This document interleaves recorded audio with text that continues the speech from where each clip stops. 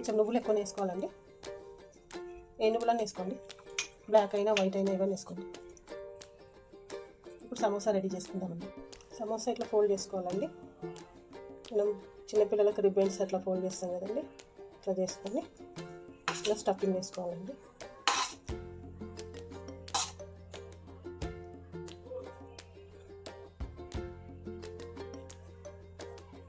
కొంచెం మైదా కొంచెం ఇట్లా నానేసుకోవాలండి వాటర్లో.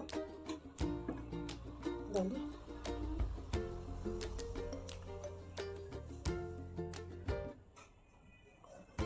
ఇట్లా కొంచెం